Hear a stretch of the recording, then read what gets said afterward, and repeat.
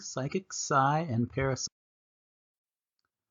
Modern understandings of psychics and parapsychology really begin with the spiritualist or spiritualism religious movement, which basically was a movement from approximately the 1840s to 1920s, where people believed that they were able to speak with the dead via particularly people who were gifted to carry on communication with them, who were known as spiritual mediums. And even though these people had a special ability, it was something that they didn't necessarily acquire through birth per se, but this is something you could cultivate and practice. So even today, the real Hogwarts, as they call it over in England, there is actually a castle-like estate that was donated to the Spiritualist Church that is open, where people can go and study to be mediums. And if you're so inclined, there is also a Spiritualist Church in London, Ontario, where equally on Monday nights for $5 you can sit in and learn the skills of becoming a medium. But originally this movement was popular in the States and Europe, more or less, amongst the middle and upper classes. And basically it was a major phenomenon which has kind of been forgotten by our contemporary mindset. But at the height of its peak, almost around the year 1900 or 1897 specifically, it had more than 8 million followers. So you can see here, obviously, a fairly substantial amount of the population, particularly those who would be better educated. Furthermore, what's interesting is that spiritualism is really foundational in what we might say a reemergence of modern interest in magic and the occult, which we talked about going way back to when we talked about Helena Blavatsky and her founding of the Theosophical Society. But basically, Blavatsky gets her start as a spiritualist medium. So you can see here major undercurrents which really become anything to do with magic, the occult, and the paranormal really are derivative since the mid-1800s from this movement. So the beginning of the spiritualist movement really begins, at least is attributed to anyways, three sisters who lived in the United States. And going back as the story goes, one night in the middle of the night in 1848, two of the sisters, Kate and Maggie, heard mysterious raps and knockings in their farmhouse. And eventually they came to the conclusion that these knockings were actually an attempt by a spirit to make communication with them. So what they eventually came to the conclusion is that the spirit had a name which was Mr. Splitfoot. And the way they communicated with them was through what was been called a spiritual telegraph of sort. So in this way, the sisters developed a code of knocks and rappings. So one knock for yes and two knocks for no to get the basic information from this. So they began communicating with the spirit. And what they eventually found out was that the spirit had died via unnatural means and was buried within the house. So this became quite the buzz, and eventually people would come and listen in on the sessions where the sisters communicated with the spirit through the rappings, and this eventually grew to the point where they actually became we could say international, but certainly national celebrities on the world stage. And from here, really, spiritualism as itself exploded. So in essence, what we would say is what the sisters were engaging in was a form of seance. And since the 1840s, this has really expanded into a form of church, which has three different main, what we might say, denominations. So there's the Spiritualist Church, which there's one here in London, Ontario. There's the Spiritist and the Espristimio Church. And basically in each of these instances, through mediums, spirits are able to communicate with the congregation. So quite often, as you can see here in this video clip I've included, our people will go to these churches and the mediums will start asking questions with regards to particular people who may have passed on. And when someone recognizes that this may be their beloved deceased in the proceedings, then the medium and the congregational individual who's lost the person engage in kind of a back and forth with regards to what exactly is on the spirit's mind. And as you can see in the video here, it can be quite an emotional experience for a lot of people. But beyond the format of being medium, in terms of an individual who's communicating with the spirit world, there's also the other formats beyond the seance of the trance and the Ouija board, which became both very, what we might say, prevalent within the spiritualist tradition themselves and really became quite popular. So, for example, the reason that people can buy a Ouija board at Walmart or Toys R Us today is because of this tradition, which many of us have forgotten about. So the Ouija board, or the popular Ouija board we have today, is actually a descendant of what we would call a spirit board or a talking board. And the "we" in Ouija is reportedly from the French and German words for yes, traditionally going back to the etymological origins of the term. So basically, as most of us can see and have seen with regards to the popular manifestations of it today, it's typically a flat board. There's the numbers 0 to 9 on it and the words yes or no, and potentially hello and goodbye, for example. Okay, and obviously people put their fingertips on the small heart-shaped piece of wood or plastic, which is called a planchette. So in this sense, you're not supposed to move the planchette itself, but basically, again, kind of in a fashion that's akin to some form of spiritual energy is supposed to be passing through the tips of everyone's fingers, such as something maybe akin to what we might call animal magnetism again, or some kind of etheric or spiritual energy that manifests within the space of the seance.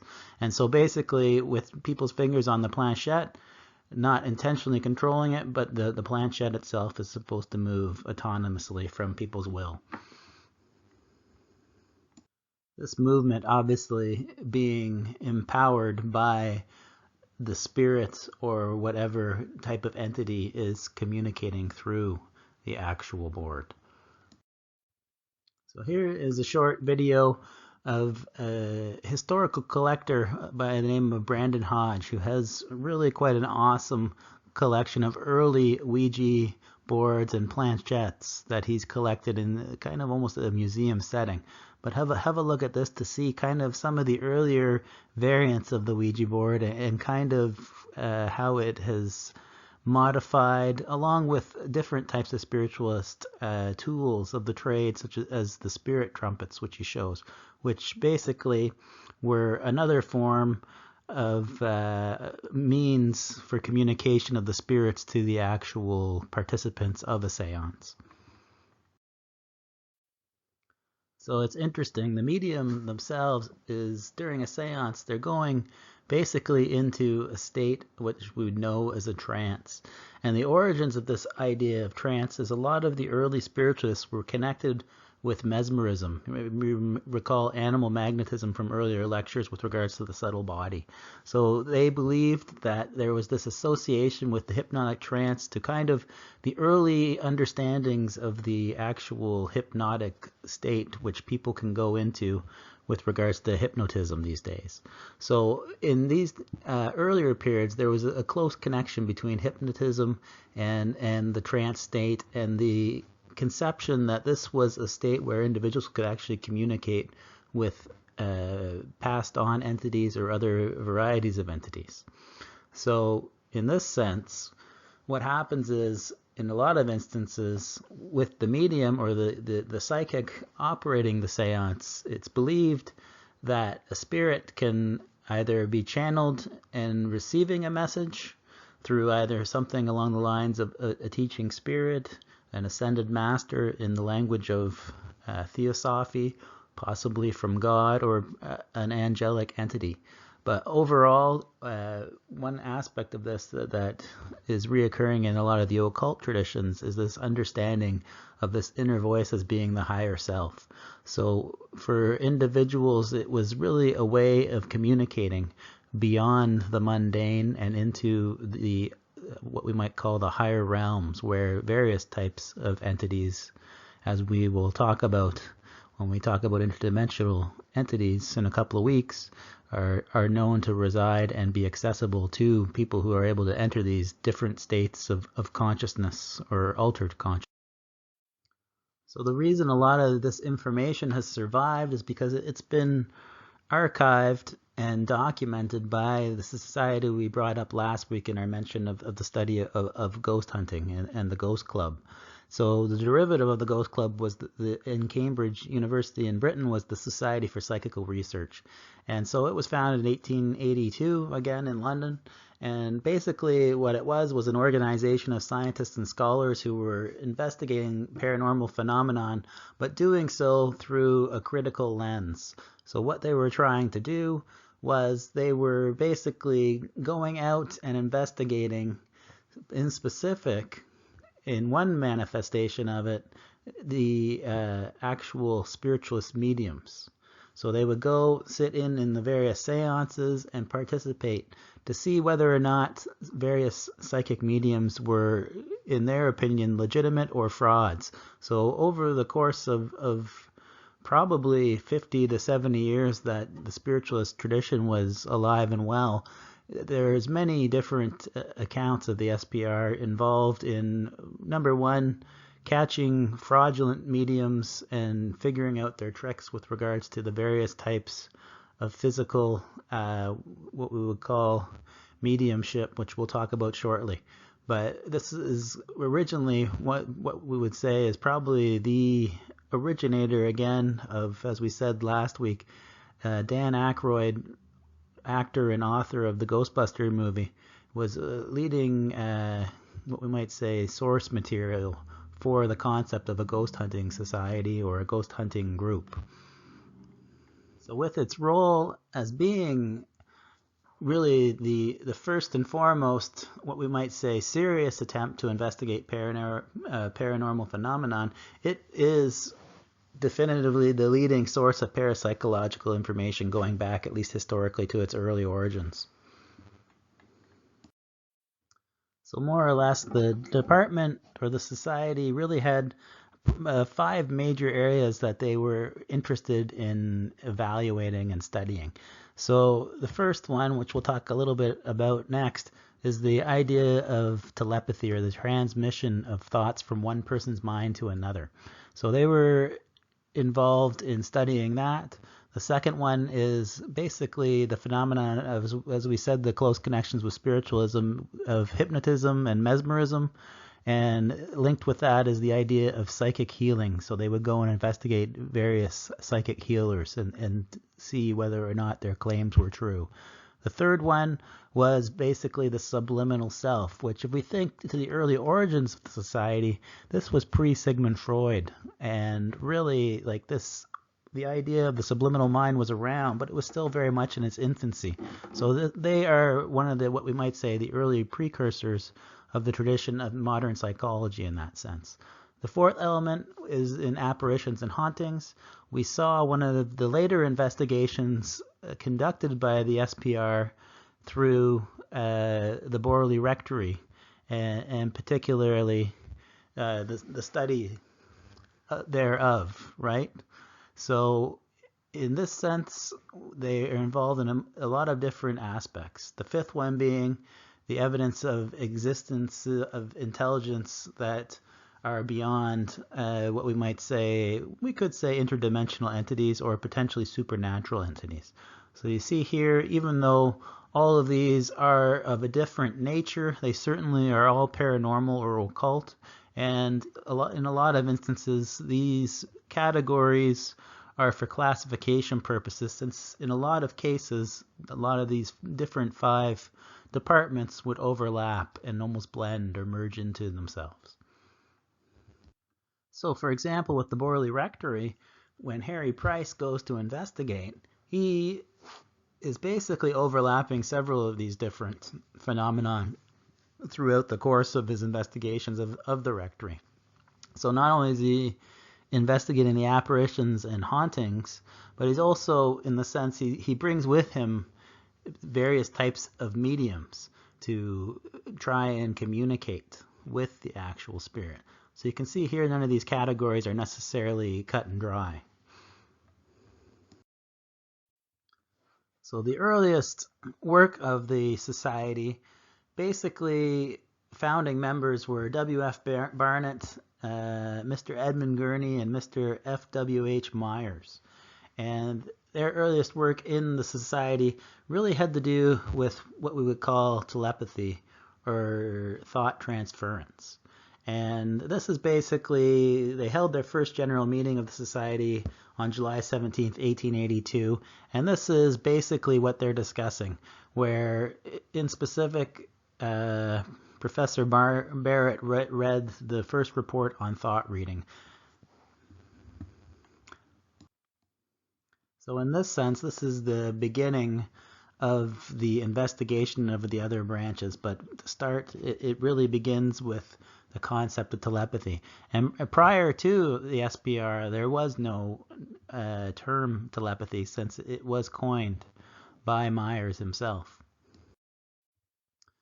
So the earliest described experiments in telepathy were conducted by Gurney and Myers, and basically they had two gentlemen by the name of Mr. Douglas Blackburn and G.A. Smith, who acted as transmitter and receiver of various messages. Specifically, what they would do was pick a color or a name. It was written down or shown by Gurney and Myers to Mr. B, and then Mr. Smith or Mr. S would attempt to give the information that Mr. Blackburn had observed. So under these circumstances, in a series of basically 23 different instances, half the answers that's reported were considered absolutely correct, whereas several of the others were close, and then basically, interestingly, none were actually reported as being wide of the mark. So what exactly wide of the mark entails, we are left to the devices of the reporters of the information. So the second report in the meeting held in December of 1882, they basically are conducting similar telepathy experiments, but this time they've evolved into creating what we would call thought transference drawing experiments. So basically, in this instance, what happens is the what we might say participant A makes an outline sketch of a simple geometrical figure or something a little more elaborate. Next, participant B sees the sketch, carrying it in his mind. He goes and stands behind participant C. So C then sits with a pen and paper, or pencil and paper, and basically draws any impressions that he is supposedly receiving from participant B telepathically. So in this sense, there's many of these different types of transmitter and receiver experiments done in various thought transfer drawing examples, but here in the following are three different examples that have come out through the society's work. So we see here in plate number 1, on the left is the original, and on the right is the, what we would say, participant C's rendition of what he, I guess we could say, telepathically intuited from the original. So you can see here, certainly the top, the circle is evident there. The bottom line is correct, and there is a certain degree of one of the sides of the triangle there. So this is a fairly good guess, if guess we could even call it. Plate number 2, what we see here, we got a basic octagon, and then with lines kind of proceeding from each of the edges, and then in the reproduction created by participant C, we can see they have a fairly good conception of what the original was. So in plate number 3, again, The original is a combination, by the looks of it, of the letters A and B. And we see here in the three developments of participant C's drawings, we see kind of in number one, we see kind of what we might say, the line or the curved line of what could be picked up as parts of the B. In the second inferred drawing, we see the full B, and then in the third drawing, we see the A and B combined. So once again, recognizing that fairly close hits. So we can see here why the society was interested in such work, believing that they had found good or reliable scientific evidence to the proof of various forms of telepathy. Critics would argue that the research methods and the ways of procuring this information were probably flawed, and that there must have been some kind of giveaway or what we might say predictability in the methods. But obviously those are people of a skeptical slant, and today the society is still open for business, nevertheless. So the second way the society tested thought transference, or we might say investigated thought transference rather, was in their actual recording of various spontaneous occurrences that are reported through various individuals, either that have contacted the society or the society itself has gone and witnessed. So one such case is known as Send a Loaf to James Gandy, which was communicated by a certain Dr. Joseph Smith, who was a leading medical practitioner in Warrington. So Smith's account is as follows. When I lived at Penketh about 40 years ago, I was sitting one evening reading, and a voice came to me saying, "Send a loaf to James Gandy's." Still, I continued reading, and the voice came to me again, "Send a loaf to James Gandy's." Still, I continued reading, when a third time the voice came to me with great emphasis, "Send a loaf to James Gandy." And this time it was accompanied by an almost irresistible impulse to get up. I obeyed this impulse and went into the village, bought a large loaf, and seeing a lad at the shop door, I asked him if he knew James Gandy's. He said he did, so I gave him a trifle, and asked him to take the loaf there, and to say a gentleman had sent it. Mrs. Gandy's was a member of my class in connection with the Wesleyan Methodist Church, and I went down the next morning to see what had come of it, when she told me that a strange thing had happened to her last night. She said she wanted to put the children to bed, and they began to cry for food. And there was not any to give them, for her husband had been 4 or 5 days out of work. She then went to pray, to ask God to send them something, soon after which a lad came to the door with a loaf, which he said a gentleman gave to him to bring to her. I calculated upon enquiry made of her that her prayer and the voice which I heard exactly coincided in the point of time. So we see here, I guess we would say, one of these instances of the random or uncontrolled instances of such a case of telepathy occurring. And literally the Society for Psychical Research collected probably hundreds to thousands of these reports over the course of its long existence from the 1880s up to the present age. Most of these accounts, though, are behind the Society's paywall of their website, which you can find online if you have interest to research further. So as we said earlier, the term itself, telepathy, was coined by Frederick Myers. And basically what it is the transmission of information of thoughts from one person to another without using any known human sensory channels or physical interaction. So another interesting case, there were many of these, but the girls involved with this were known as the Creary sisters, which we'll talk about next. So the original sisters we talked about were the Fox sisters, but these are actually the Creary sisters. So kind of around same era, so late 18th century, or 19th century, sorry, so late 1800s. So there were approximately 5 sisters: Mary, Alice, Maud, and Kathleen, and Emily. And basically, the Society for Psychical Research went to test them because what they were deemed to have was the ability to communicate with each other through the power of mind. So, associated with the Query Sisters was a popular pastime game of the period, which is known as the Willing game. And kind of similar to I Spy, but in this case, you're not looking at something directly and giving someone a color. You're just having people guess of an object that you're holding in your mind mentally.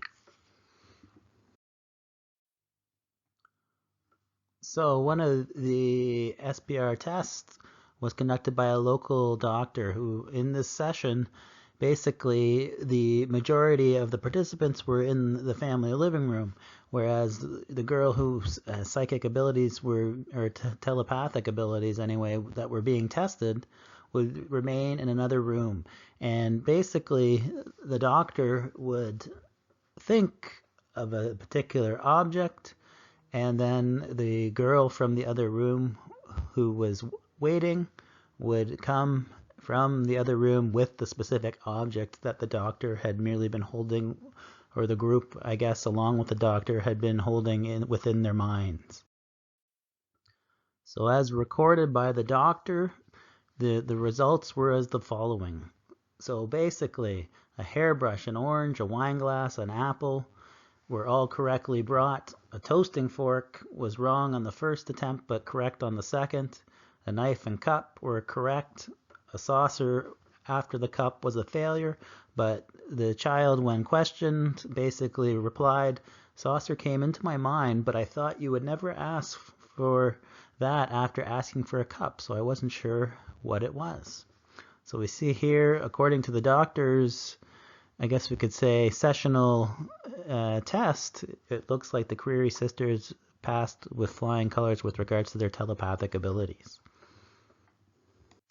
So in this sense, even though the SPR was quite often looking to debunk and identify fraudulent psychics and mediums, in other instances it would side favorably on mediums or psychics' behalfs based upon the evidence that they were able to procure from whatever encounter that they had undergone.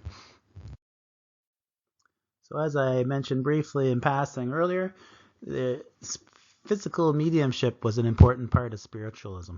And the idea of physical mediumship it goes beyond merely the psychic or telepathic, but it gets into this idea where people are believed to be able to move objects through the power of their mind, okay? Or even, not even just it's people, but basically whenever in spiritualism, if a psychic is claiming to contact the dead in a particular seance, then we get this various phenomenon known as physical mediumship, where we see objects suddenly appearing, moving mysteriously or floating around the actual seance room, okay, and like various strange phenomenon such as what we might say detached hands, kind of, if you've ever seen the Addams Family, the walking little hand itself, okay, I think it goes by the name It, but we get this origin of that concept from this phenomenon of physical mediumship within spiritualism. So people would be sitting around the table and they would have like a hand tap them on the shoulder, and they could see the hand, or participants could see the hand, but there was no body attached, supposedly. So one of the more prominent, particularly early types of physical mediumship was the phenomenon known as table turning or table tipping. And basically within the seance, what occurs is the table starts to lift or hover. And in some instances, this was used in a similar process to the Ouija board. So basically, participants around the table would slowly speak out the alphabet, and whichever way the table would tilt, then that would correspond with whoever had said which letter, and these things would be recorded to try and spell out various words and sentences to try and find various messages from the departed or from the spirit trying to communicate with the group. So if you watch this following video, I believe it was the University of Toronto, but definitely it was in Toronto, Canada, a group of researchers, I believe it was in the 1970s, conducted something known as the Philip experiment, where they attempted to contact this spirit by the name of Philip. And as you can see in the video, we actually have a recorded video of a table tipping occurrence actually taking place. So in close association with physical mediumship is the concept of psychokinesis or telekinesis. The two are closely related.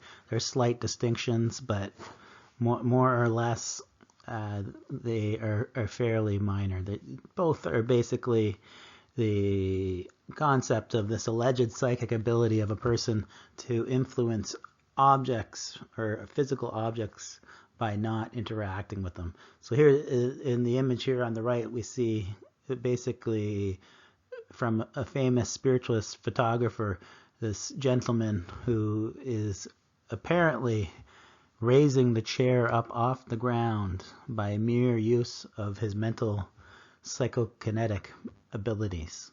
Other such phenomena that are associated with psychokinesis or telekinesis are apports, which basically is the phenomenon where the medium or the psychic can supposedly manifest different types of objects. Quite often, one of the objects that is manifested in an apportation would be the phenomenon of ectoplasma. So we see this in Ghostbusters where people are slimed, so to speak, right? But what would happen would be is all of a sudden this kind of like, I would say it's kind of like this foamy, looks white in the pictures, but kind of hard to tell, but foamy kind of material would come oozing out of like the orifices of the various mediums, right? So maybe out of the mouth or the nose or ears, a medium would start to ooze ectoplasm, which would be a sign of some kind of, what we might say, interaction or presence of some spiritual or paranormal influence or force operating upon the medium in trance. Another aspect, obviously, just like with the chair, is the levitation. And then people have seen Stephen King's Carrie movie, the original. I think there was a remake. I haven't seen it. But the concept of pyrokinesis. So someone who is able to control fire via the mind. So the most prominent or greatest physical medium of all, where all these abilities come into manifestation, is a Scotsman by the name of Daniel Douglas Home. And he was basically born in 1833. He was brought up in the States in Connecticut. But as a child, he was reported to have precognitive visions, so visions that you could see into the future. And then reportedly, when he was a late teenager, so 17, he started to hear rapping similar to the Fox sisters. And basically other people, according to reports, observed that whenever Daniel was around, they observed that furniture was moving of its own accord, which strange phenomenon. So basically his career lasts about 25 years, and he is the one medium which all investigators were never able to definitively declare fraudulent. So in terms of like physical mediums, he is the medium, la pièce de résistance. He is the definitive example of a legitimate medium, whether that is psychically in terms of harnessing some kind of power, or if we're going to be more skeptical, then he is the ultimate fraudster in the capacity that he was never caught, and people could not explain his what we might call illusions if we align with that kind of thinking. So basically, people are going to Daniel Holmes in this case in a seance. So just as they are with the table tipping, they're sitting in the dark room, and various types of phenomena, physical manifestations are occurring. So common ones: knocking, rapping, okay, but in strange places. Not just in the seance table, where if you're a soul medium who's a fraud, you're probably somehow or other managing to create a noise under the table, so to speak. Quite often people would use their feet. So in this case, though, with Holmes, these knocking and rapping sounds are coming from all over the place. Not only that, they're seeing objects levitating, such as chairs and tables. Okay, even pianos were recorded to lift up in his presence. And in this case, there were even other incidences where there were tables that were elevated with people that were actually on top of the table at the time.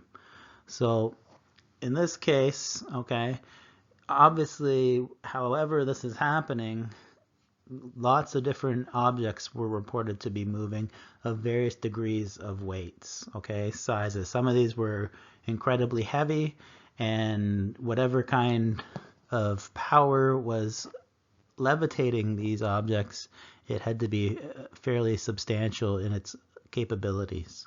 Whether we would explain that by supernatural means or by some kind of mechanical illusionist means. Additionally, various types of lights and luminous phenomena are appearing from the dark. People who are sitting around in the seance circle are being touched. Things are being pulled, pinched. Okay, they're feeling other kinds of strange sensations kind of brushing past them. Okay, so this is a very kind of creepy atmosphere for individuals participating. So the fun doesn't end there, because Holmes is bigger than the standard fare. So again, we see the appearing and disappearing hands, okay? Earthquake effects are reported to have happened, where basically entire rooms and the content of the room were said to tremble and shake, and then instruments of various types, such as the accordion and guitar, okay, probably the piano as well, these all of a sudden start to play of their own accord. And the power of Holmes in terms of his psychic abilities. So we are aware of people at firewalking, the phenomenon of that in terms of the psychic capacity to train the mind so the body is not injured by walking on hot coals. So in this case, Holmes is handling hot coals, right? And basically is able to transfer this incombustibility, so not like being burnt or set on fire, to other people in the circle. So you could pass like a scalding hot coal to someone who would hold it in their hands and not burn themselves.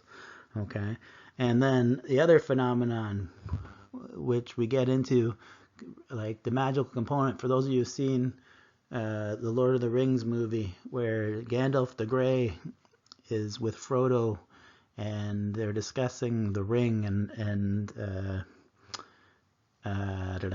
what's the guy's name? Bilbo has left Frodo the ring, and basically, or no, hold on, it's the reverse. He's talking with Bilbo about leaving Frodo the ring, and there's this section where in the film, anyways, of Peter Jackson's film interpretation, where all of a sudden you see Gandalf kind of like elongating and growing. This is basically a phenomenon that comes out of the tradition of physical mediumship. So reportedly, Holmes was able to grow several inches to more than a foot in size.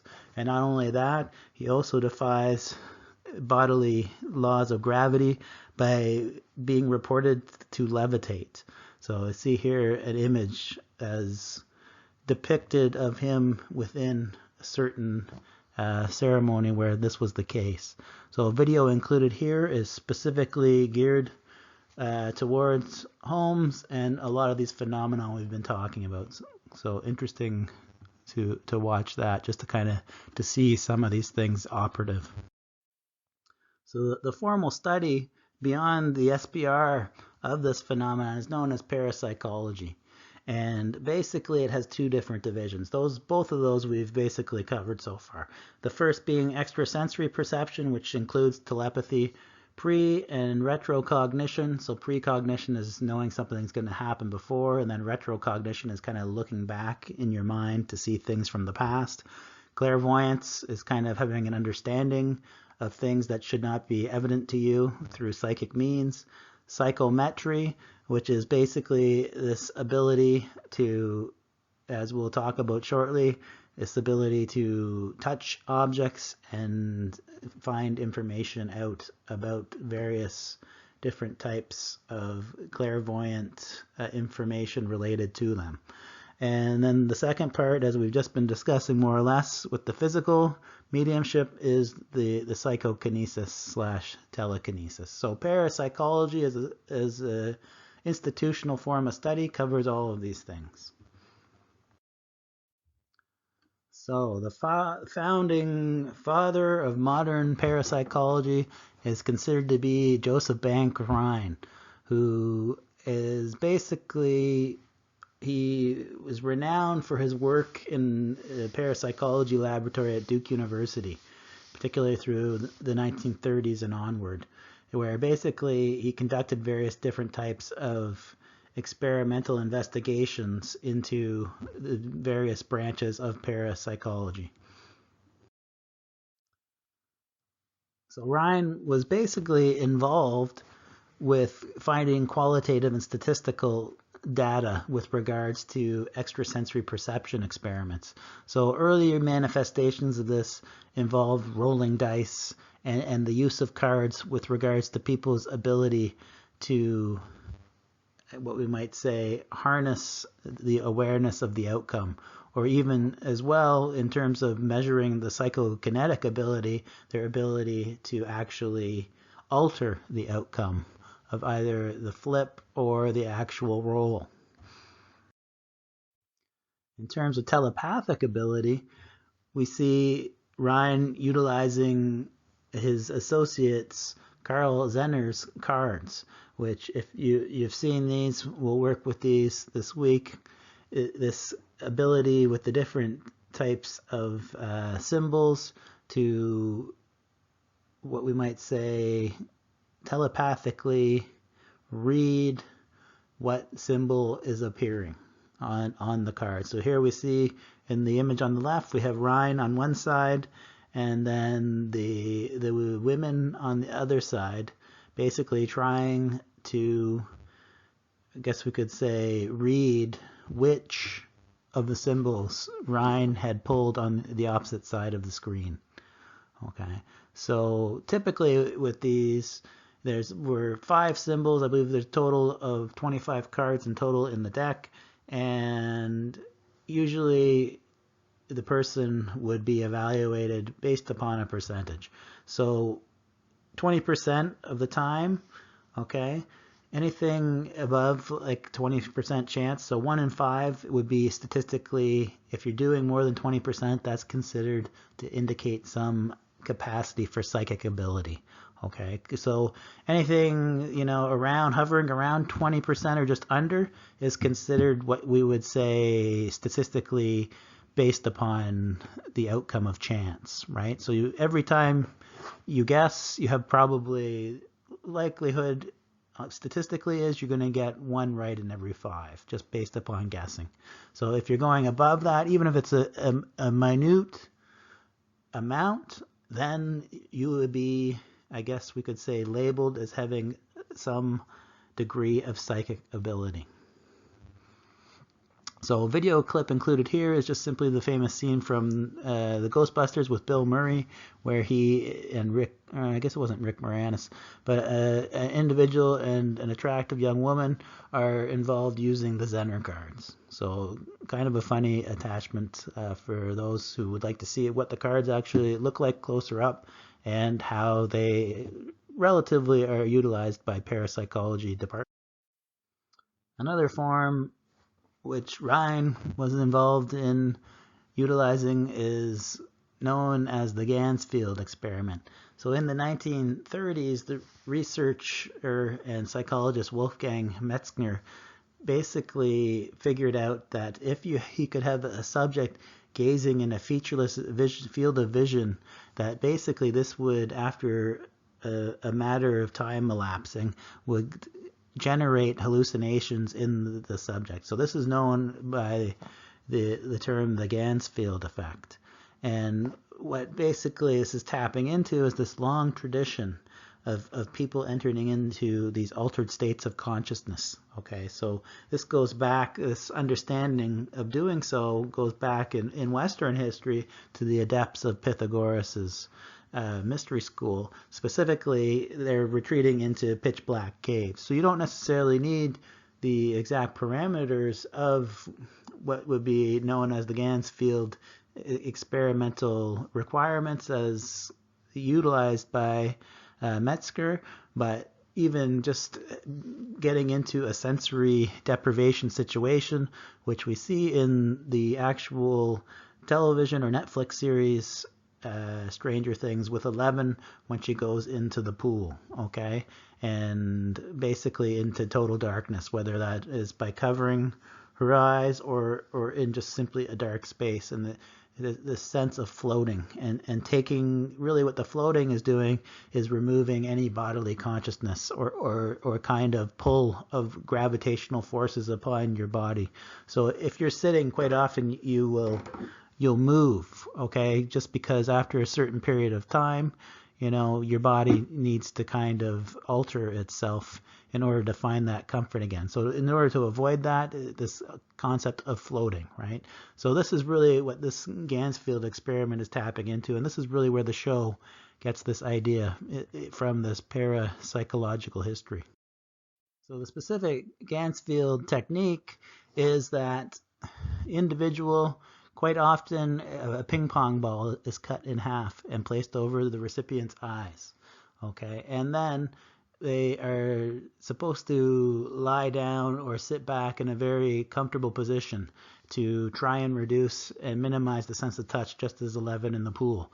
So in this case, white noise is played, so it's kind of like a static sound in the background to kind of like lull you into a trance, and specifically a red light is used. So looking through the actual ocular framework of the actual ping pong balls, what you're seeing is basically almost what we might say a concave red field, okay? So in this way, this is what basically deprives you of stimulus from the outside, whether it's visual. The white noise is working to cancel out the auditory signals. So in this sense, you're able to enter into this, what we might say, almost hypnotic state where your sensory apparatus shuts down and the mind enters into an altered state of consciousness. So kind of following on the thought transference drawings from the earlier SPR parapsychological studies, what we see for a typical Gansfeld experiment is you have a sender and receiver again. Both are isolated in exchange from one another. The sender is basically shown by the experimenter a video clip or a still picture, and then they're asked to mentally send that image or images to the receiver. So the receiver is basically in the Gansfeld experimental conditions, and they are asked to speak aloud while in that of all mental processes that they have, including any images, thoughts, or feelings that come to mind. So at the end of the sending period, then the receiver is taken out of the Gansfield state, and they're shown 4 images or videos, and then they're supposed to pick the true target of the 3. Okay, so whether or not there's a hit is dependent upon success. So in this sense, what they're doing then, or supposed to be doing, is using the perceptions that are experienced in the Ganzfeld state as clues to what's being mentally sent in the image that they might have been relayed via the sender to the receiver. So in close association is the phenomenon of psychometry, which is, as we said earlier, the ability to obtain information either about a person or an object by simply touching them. So most famous example of this from kind of the late 19th, early 20th century was a Polish psychic by the name of Stefan Osowecki. And basically what he is famous for is one particular case involving a judge's wife who lost her brooch, which we'll talk about next.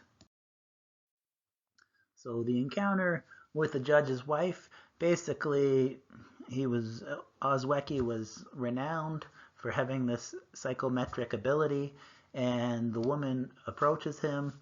She says basically the previous day lost this meaningful or personally valuable brooch from the coat that she had been wearing at the time.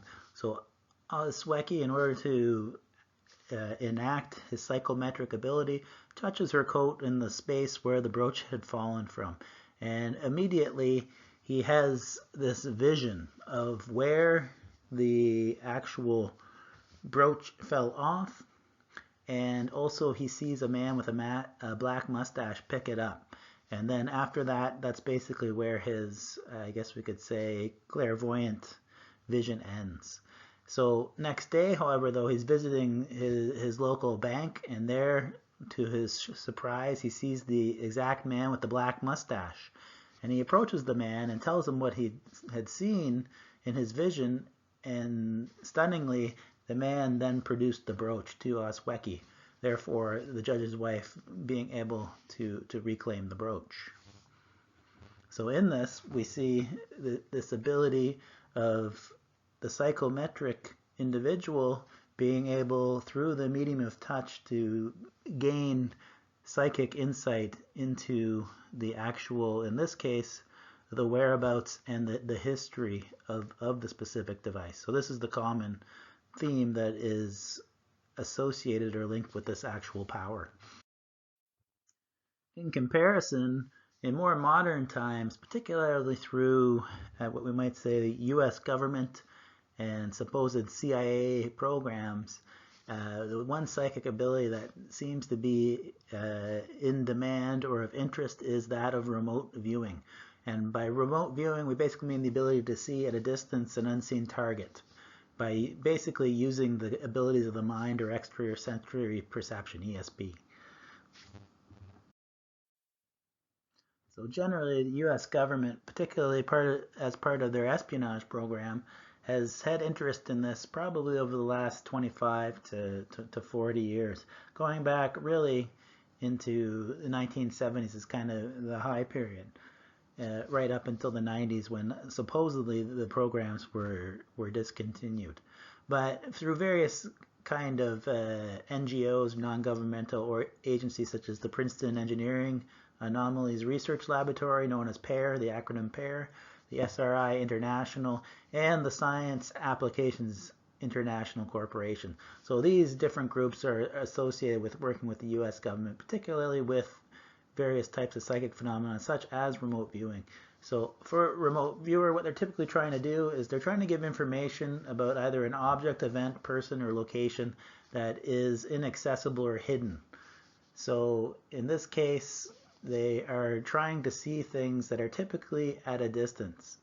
And basically, there is a long history with various different individuals involved in the actual programs that are associated with remote viewing. The main individual linked with such programs is Indigo Douglas Swan, who was born in 1933 and passed away in 2013. But he is basically known as the co-creator, along with Russell Targ and Harold Puthoff, of remote viewing, specifically the program by the name of the Stargate program. So in this program, basically he researched the process at the Stanford Research Institute, which we just mentioned, in various types of experiments that eventually the CIA caught wind of and became interested in.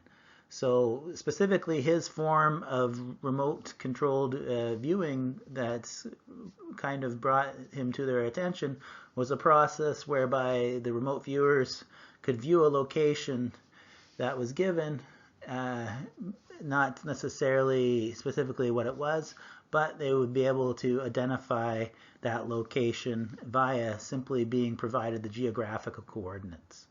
Okay, and in this sense, this was basically put into testing by Puthoff and Targ through CIA funding. So as we said, the name, or one of the names closely associated with this remote viewing program, was the Stargate project. Now, prior to Stargate, the CIA started extensive research in forms of behavioral engineering, and basically in the 1950s.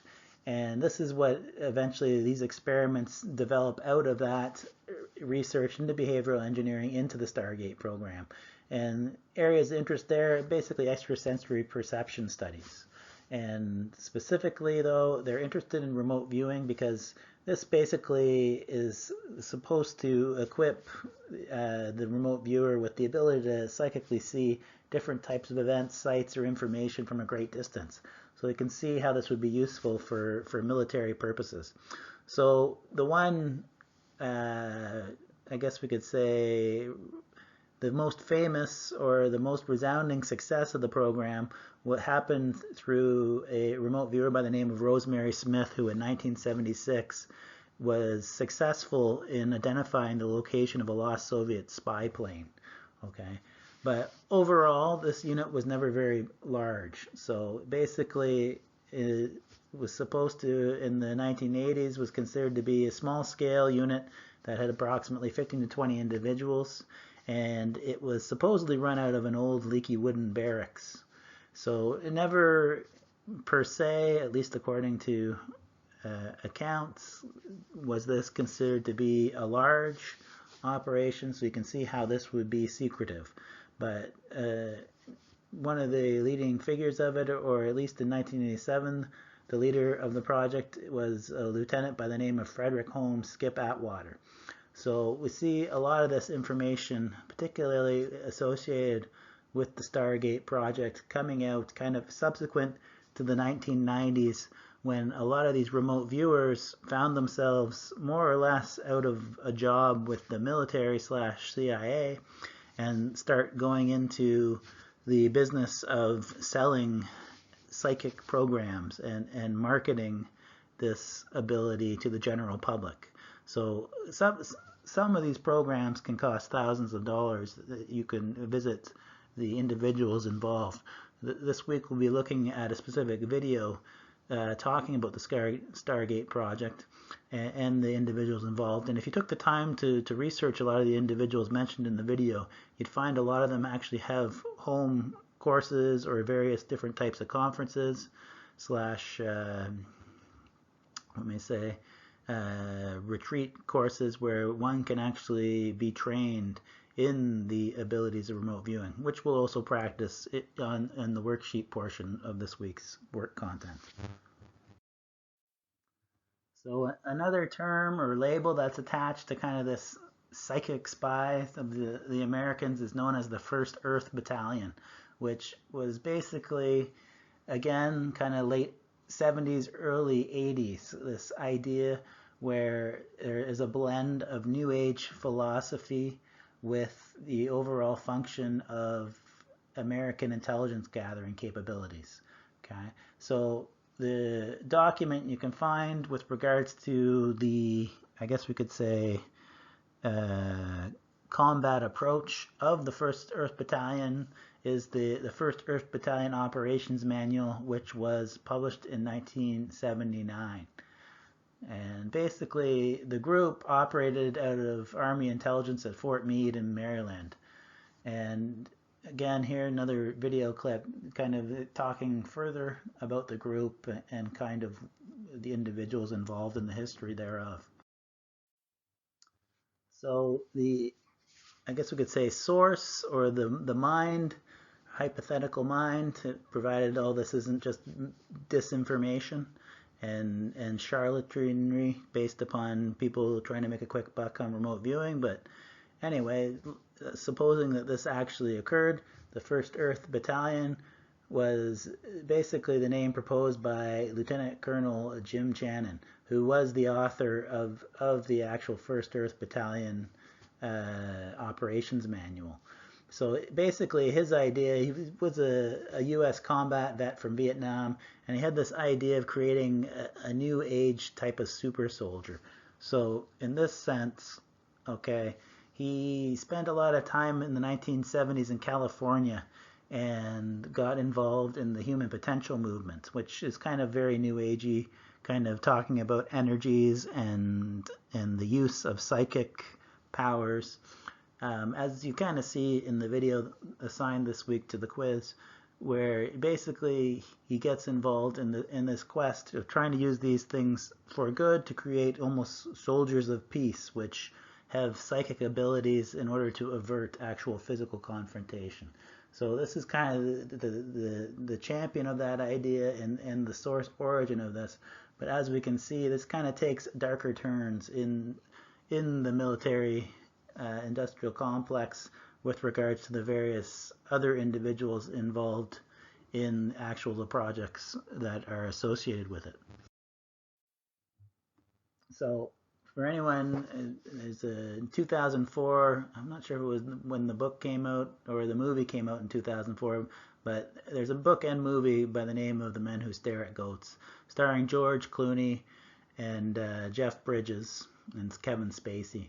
And basically, the one kind of climactic scene, the whole phenomenon of staring at goats, is this idea that there were these psychic, or what we might say, like telekinetic operations where various soldiers, one individual specifically famously renowned was Guy Civilli, who was a martial artist and a psychic who was recruited to train and work with the U.S. Special Forces. And he supposedly was one individual who basically stopped the heartbeat of a goat, or basically downed or killed a goat just by simply using the power of his mind. And similarly too, he is said, or it's reported, that he was also able to kill a hamster with his mind alone. Whether or not this individual and this reported history is true is investigated in the video we'll be looking at this week. So we'll have a look at that, and you can determine based upon the evidence amassed in the documentary whether or not you think this is disinformation, whether it could be historical record, or what exactly is going on. So in sum, this week we've gone through the historical origins of really what we would call the spiritualist tradition, which is what we might say the instigator or popular source for interest in mediums, psychic abilities, and not only what we might say the invention of theories through the SPR, such as telekinesis and telepathy, okay, but also really the continuer of the ancient tradition and practices such as magic, or if we're thinking in terms of the Hindu variant thereof, of the siddhis, or the supernatural powers which can be cultivated as an extension of developing one's, what we might say, a psycho-spiritual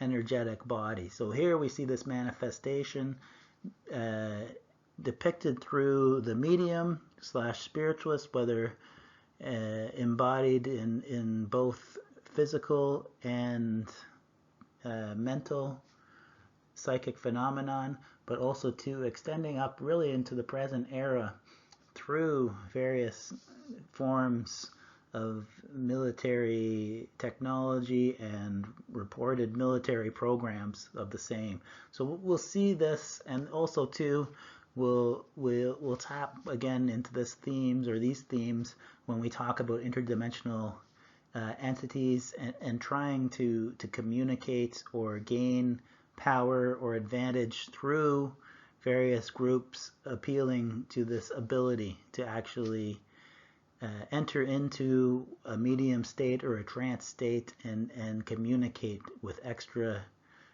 temporal entities.